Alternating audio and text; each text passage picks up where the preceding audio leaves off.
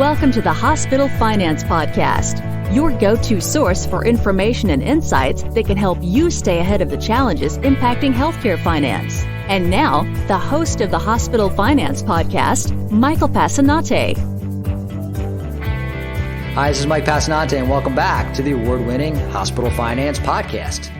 Each year, BESLER publishes its IPPS Final Rule Key Points publication, and this year we are proud to introduce our 2020 version. Joining me to discuss some of the key points that are in that publication is Jaycee Lin, who is a senior consultant on our reimbursement services team here at BESLER. Jaycee, welcome to the podcast. Thank you, Mike. Very pleasure to be joined on this podcast. That's great. So we're going to go through just a few of the topics here today on the podcast, and at the end we'll give you a link to the website where you can go and get the full publication for yourself. Jaycee, why don't you walk us through some of the rates and spending changes that'll be happening in the 2020 fiscal year? Yes, Mike. Yeah. Under the final rule, acute care hospitals that report quality data and are meaningful user of electronic health records, also known as EHR, will receive a 3.1% increase in Medicare operating rates. This includes a projected hospital market basket update of 3%, reduced by 0.4% productivity adjustment, a 0.5 add back from legislation. CMS is projecting an increase in Medicare spending on inpatient hospital services in fiscal year 2020 of approximately $3.4 billion, including an increase in new technology add-ons of $0.2 billion.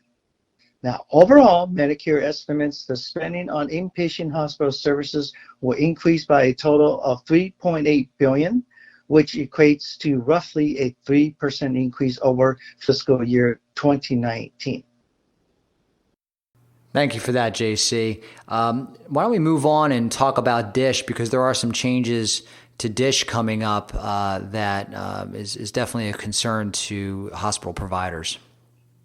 Oh, yes, Mike. Yeah, as you're aware, the DISH topic has always been an important factor for all the hospitals involved. And for this year, Medicare disproportionate share hospital payments are now based on 25% DSH empirical formula, also known as the Medicaid eligible days, and 75% is based on the distribution of uncompensated care fund.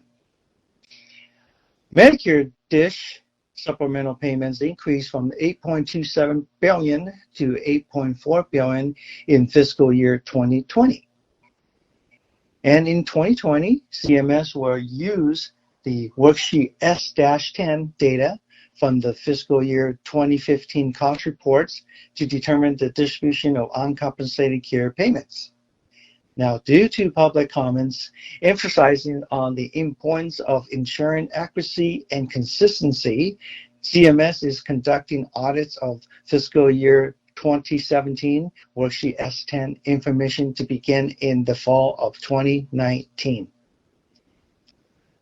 And Jaycee, this presents a problem because less than 20% of the facilities reporting S10 were audited for fiscal year 2015. Isn't that right? Yes, Mike. This data that is used will have the disparity between the audited facilities and then the unaudited facilities. CMS is directing the MACs to audit 2017, and we will need to watch the audit volume and see if CMS elects to skip the 2016 cost report in favor of the 2017 audited worksheet S-10 for the 2021 IPPS Final Rule. Now, in addition, there was little community feedback from the audit progress about items that should be done differently based on the audit findings. Got it. Jaycee, the next topic I want to cover with you is wage index. There were a few major changes to the wage index. We don't have to go through all of the detail here because it is included in the report, but why don't you just review what those changes were with us? Yes, Mike. Yeah, there are quite some important points that was published, and CMS has moved forward with 3 wage index adjustments that were first proposed this year in an attempt to realign the wage index adjustment factors for IPPS payments. These changes adjust the disparity of low wage index hospitals, rule floor calculation methodology, and the 1-year transition cap for the wage index factor adjustments. Got it. And we have all of the detail on what those changes were in our report, which you can get by visiting BESLER.com/2020 IPPS. Jaycee, thanks for joining us on the podcast today and sharing just some of the changes that are in store for hospitals this coming year. Oh, it was my pleasure, Mike, and thank you for having me on this podcast. This concludes today's episode of the Hospital Finance Podcast. For show notes and additional resources to help you protect and enhance revenue at your hospital, visit BESLER.com/podcasts. The Hospital Finance Podcast is a production of BESLER. Smart about revenue, tenacious about results.